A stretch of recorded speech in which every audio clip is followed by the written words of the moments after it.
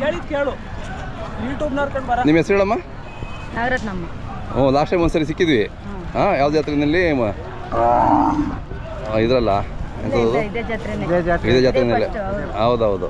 ಹಾಂ ಬೀಜದವ್ರು ಎಷ್ಟಲ್ಲಾಗಿದೆಯಮ್ಮ? 6. ಒಂದು ಹಸುಗೆ ಏನು ಕ್ರಾಸಿಂಗ್ ಏನು ಚಾರ್ಜ್ ಮಾಡ್ತೀರಾ? ಏನು ಸರ್, ರೈತರು ಕೊಡೋದು 200 ಕೊಟ್ಟರು 300 ಕೊಟ್ಟರು. ಹೌದಾ?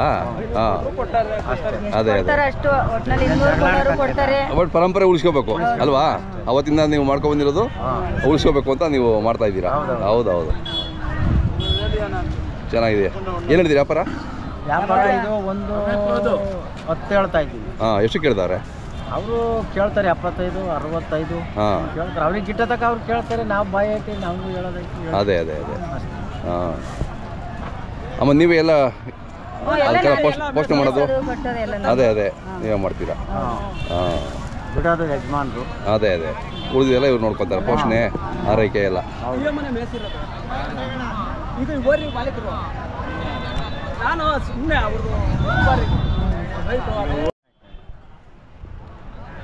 ಹಾಂ ಸರ್.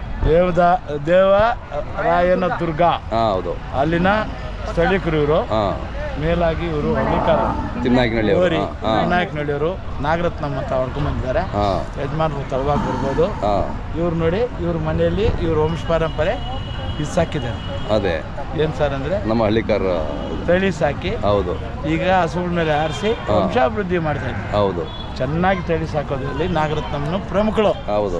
ಅದರಿಂದ ನಮ್ಮ ಇಂಡಿಯನ್ ಹಳ್ಳಿಕಾರ್ ವತಿಯಿಂದ ಈ ಪುಸ್ತಕ ಅವ್ರಿಗೆ ಕೊಡುಗೆ ಕೊಟ್ಟು ಓರಿಗಳು ಚೆನ್ನಾಗಿ ಸಾಕ್ಲಿ ಅಂತ ನಾನು ಅವ್ರಿಗೆ ನಮ್ಮ ಕಡೆಯಿಂದ ಹಳ್ಳಿಕಾರಿಗೆ ಜೈ ಅಂತ ಹೇಳಿಸಿ ನಾನು ಮುಂದುವರಿಸ್ತೀನಿ ಸರ್. ಹಳ್ಳಿಕಾರಿಗೆ ಜೈ ಅಂತ ಹೇಳಿ.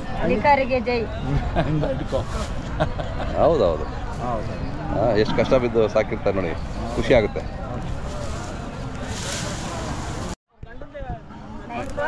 ಮೊಬೈಲ್ ನಂಬರ್ ಹೇಳಿ ಅಮ್ಮ ನಿಮ್ಮದು? 9483819166. ಆಯ್ತಮ್ಮ, ಖುಷಿ ಆಯಿತು ನಿಮ್ಮ ಜೊತೆ ಮಾತಾಡಿ.